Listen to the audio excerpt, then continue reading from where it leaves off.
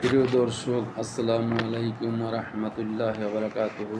আমি লেখক কবি মোহাম্মদ শহীদুল ইসলাম আপনাদের মাঝে রোজার বিদায় উপলক্ষে একটি গজল গেয়ে শোনাচ্ছি, শুনুন।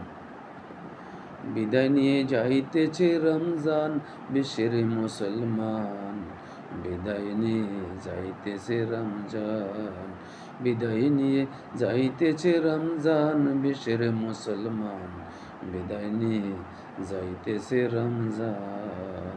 শোনো ভাই মুসলমান, মোদের ভাগ্যে জুটবে কি আর আগামী মাহে রমজান।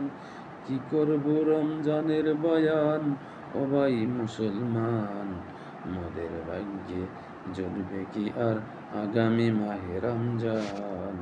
কি করব রমজানের বয়ান বিশ্বের মুসলমান, বিদায় নিয়ে যাইতেছে রমজান, বিদায় নিয়ে যাইতেছে রমজান বিশ্বের মুসলমান, বিদায় নিয়ে যাইতেছে রমজান। শোনো ভাই মুসলমান, বিদায় নিয়ে যাইতেছে রমজান।